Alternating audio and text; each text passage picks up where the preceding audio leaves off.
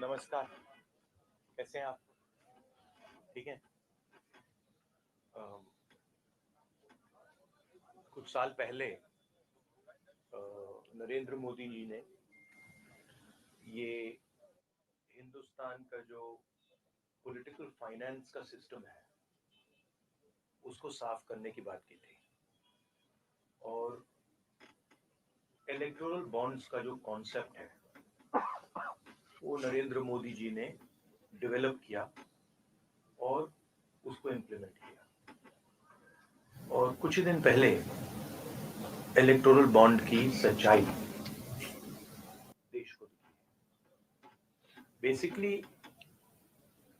जो नरेंद्र मोदी जी ने electoral bond का कॉन्सेप्ट रखा है वो दुनिया का सबसे बड़ा एक्सटॉर्शन रैकेट है। मैं फिर से कह देता हूं, दुनिया का सबसे बड़ा नेशनल लेवल का एक्सटॉर्शन रैकेट है। कंपनियों से हफ्ता लेने का तरीका है, कंपनियों से कॉन्ट्रैक्ट्स का शेयर लेने का तरीका है, और शायद सबसे बड़ा, दुनिया में सबसे बड़ा भ्रष्टाचार का स्कैम है। इसके सब आंकड़े आपके सामने हैं। पूरी कंपनी की लिस्ट अभी आई नहीं है। इसमें शेल कंपनीज हैं, इसमें सीबीआई ईडी से प्रेशर डाल के पैसा लिया जा रहा है, डेट्स हैं, कंपनी पर केस लगता है, उसी के थोड़े दिन बाद बीजेपी को पैसा मिलता है, हजारों करोड़ रुपए का कॉन्ट्रैक्ट मिलता है, कॉन्ट्रैक्ट का एक कट बीजेपी को डायरेक्ट मिलता है। तो ये प्रधानमंत्री का कॉन्सेप्ट है और दुनिया में सबसे बड़ा भ्रष्टाचार का, करप्शन का उदाहरण है। अंग्रेजी में बोलूं या some years back Prime Minister came up with a concept which he claimed was designed to clean Indian political finance, and at the heart of the concept was the idea of the electoral bond, the ability for corporates to give electoral bonds anonymously. Now it turns out that this is a way of extorting money from India's largest corporates. It is a way of stealing money from the biggest contracts in the country. It is a way of intimidating corporates and making them, forcing them to give money to the BJP. So it is the world's biggest corruption scam. It is the world's biggest extortion racket, and it is run by the Prime Minister of India. I don't really expect the Indian media to pick up this in a large way, because I know, from past experience, the type of things you focus on. But this is huge theft taking place right in front of everybody's eyes, and it has been orchestrated by the Indian Prime Minister. Now, if you have any questions, please. Yes, Archana. I'll come to you.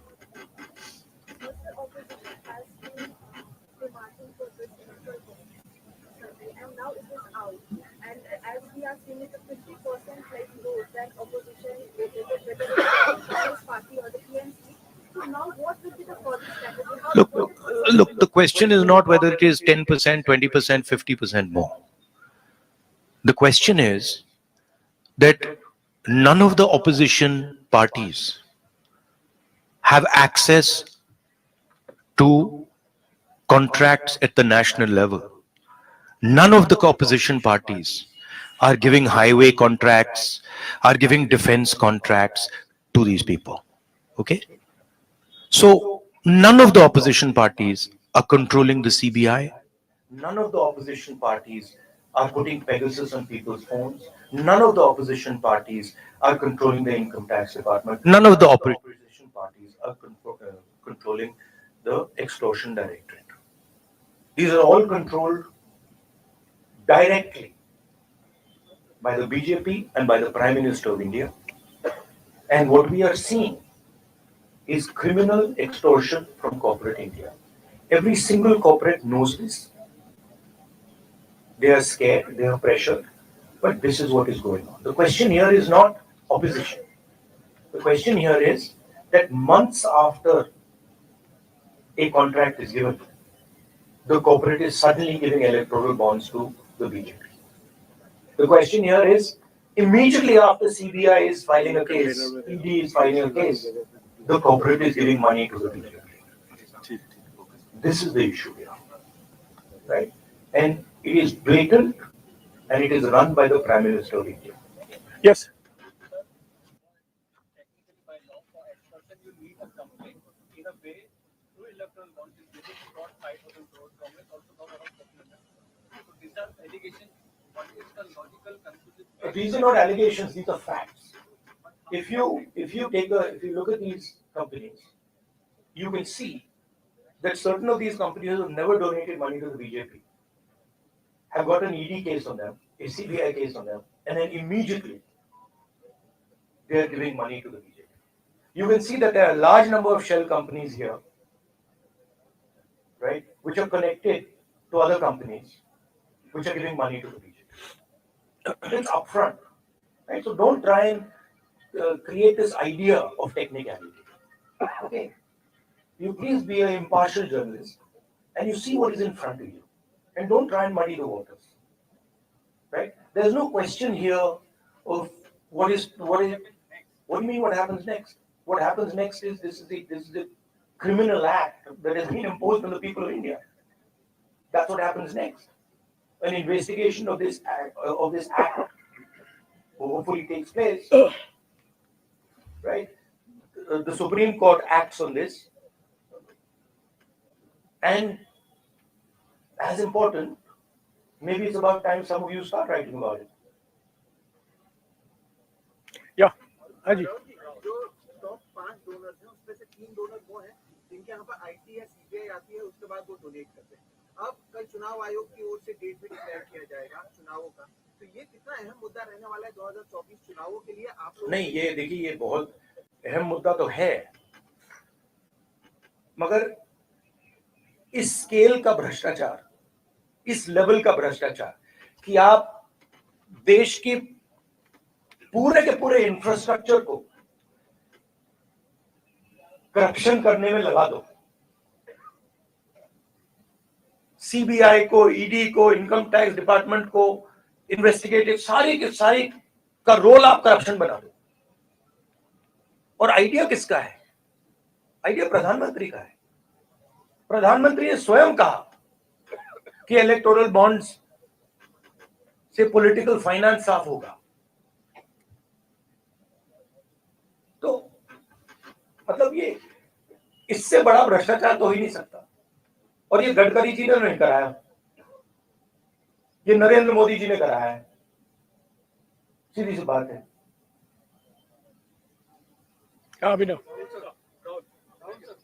एक minute. Abhinav.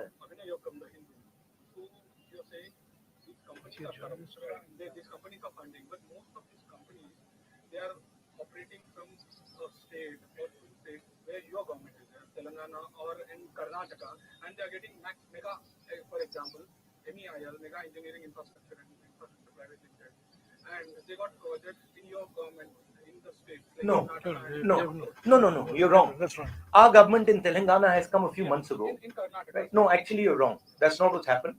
Again, we are not controlling the ED, we are not controlling the CBI, we are not controlling the income tax department, and there is no correlation between our contracts and between contracts and funding to us. Please take a good look at the dates of these things, and you will see that there is a correlation between these things in the BJP. हाँ अजीत. एक minute. Ajit.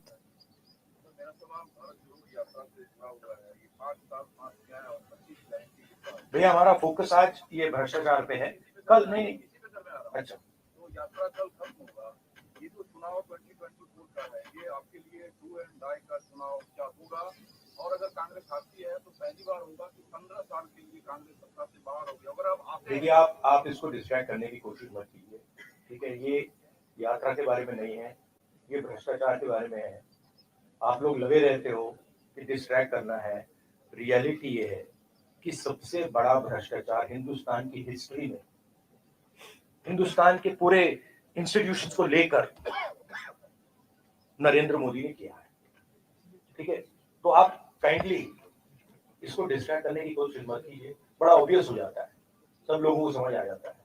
Sir मैं एक political सवाल पूछूं। हाँ जी, sir इस तरह से महाराष्ट्र की जो भी पार्टियां हैं, शिवसेना है, राष्ट्रवादी है, और भी अलग अलग प्रदेश में इन पार्टियों को दो टुकड़ा किया जो महाविकास आघाड़ी के साथ में है, उसका इफेक्ट कितना पड़ेगा? और नहीं, वो दो टुकड़े में वो जो किया उसका पैसा कहां से आया?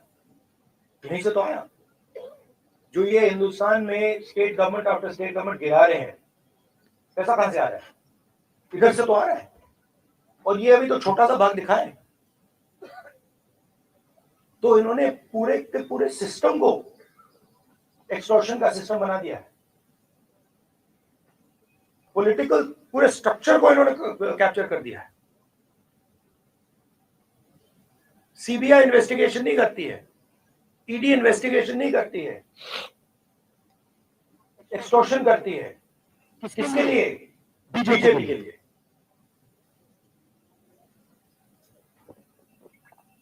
हाँ जी, एक मिनट हो गया। आपके सवाल हो गया, यही है ना हो गया। कि ये जो पार्टीज को तोड़ा गया, कैमरा मत दीजिएगा, कैमरा के नीचे रखिएगा प्लीज। ये उसको ऑफ कर दीजिए। उसको ऑफ कर ये दीजिए। पार्टीज को जो तोड़ा गया उसको बीजेपी ने सेंट्रल लीडरशिप ने तोड़वाया। तो ऑब्वियस है, वो तो मतलब अमित शाह वही काम करते रहते हैं।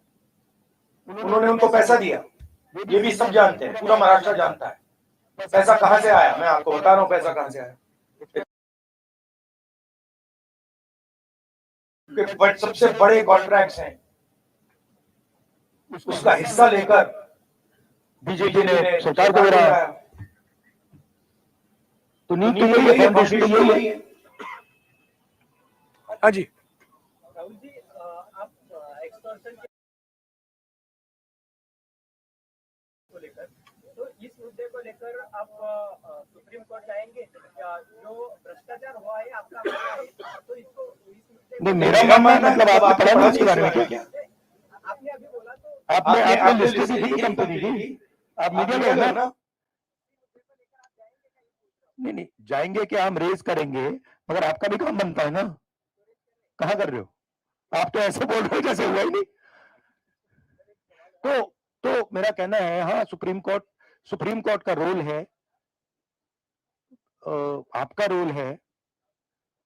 ये पूरा का पूरा जो हिंदुस्तान का इंस्टीट्यूशनल फ्रेमवर्क है, इसको बीजेपी ने कैप्चर कर रखा है। और पूरे सारे के सारे इंस्टीट्यूशंस इसी काम में लगे हुए हैं। ये एंटी नेशनल एक्टिविटी हो रही है, इससे बड़ी एंटी नेशनल एक्टिविटी हो ही नहीं सकती। और दुनिया में सबसे बड़े लेवल पे हो रही है, सबसे मतलब मैक्सिमम जैसे किया जा सकता है वैसे किया जा रहा है हिंदुस्तान में।